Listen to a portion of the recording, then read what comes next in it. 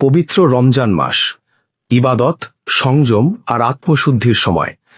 কিন্তু এই পবিত্র সময়েই আফগানিস্তানের রাজধানী কাবুলে নেমে এলো মৃত্যু।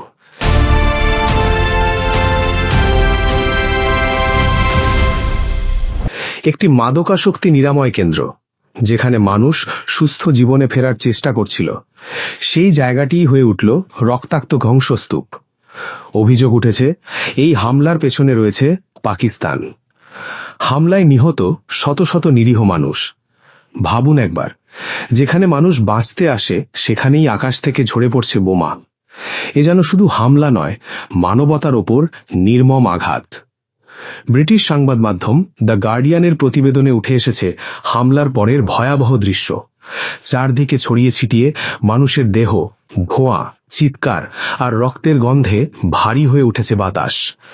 যারা সমাজের মূল স্রোত থেকে ছিটকে গিয়েছিল, যারা নতুন জীবন খুঁজছিল, তাদের স্বপ্নগুলোই আজ ধ্বংসস্তূপের নিচে চাপা পড়ে আছে। সবচেয়ে বড় প্রশ্ন, একটি দেশ যে নিজেকে ইসলামিক প্রজাতন্ত্র বলে দাবি করে, রমজানের মতো পবিত্র মাসেও কেন ঝরালো মুসলিমদের রক্ত? এটা কি নতুন কিছু? না, ইতিহাস বলছে এটাই যেন এক পুনরাবৃত্তি। 1971 সাল, বাংলাদেশ, অপারেশন সার্চলাইট। রাতের অন্ধকারে ঘুমন্ত মানুষের ওপর নেমে এসেছিল নৃশংস হত্যাযজ্ঞ। প্রায় 30 লাখ মানুষ নিহত, যাদের অধিকাংশই মুসলিম। তবুও দাবি ছিল ইসলাম রক্ষার যুদ্ধ। ইতিহাস কি তাহলে নিজেকে আবারও পুনরাবৃত্তি করছে? চলুন তাকাই বেলুচিস্তানের দিকে। দশকের পর দশক ধরে সেখানে চলছে নিপীড়ন। যুবকদের তুলে নিয়ে যাওয়া হচ্ছে, হয়ে যাচ্ছে মিসিং পারসন।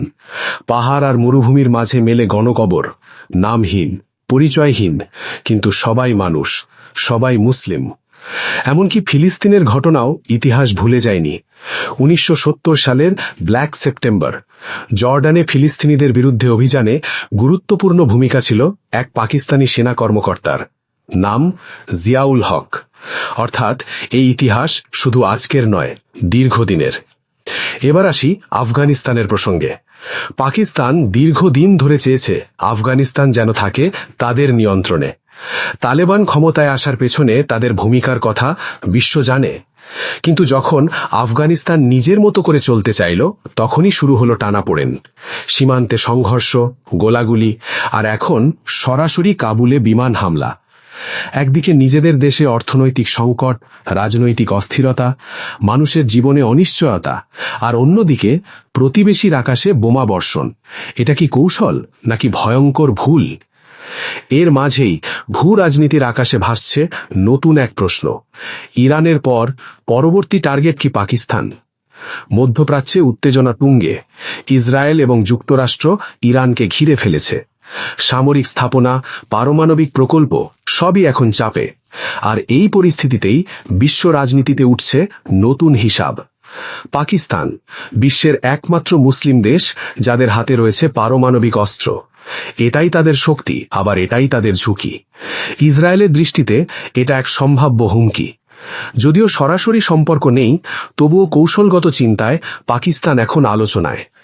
তার ওপর দেশটির বর্তমান অবস্থা, রাজনৈতিক অস্থিরতা, অর্থনৈতিক সংকট, ভেতরের বিদ্রোহ, সব মিলিয়ে একটি দুর্বল পারমাণবিক রাষ্ট্র।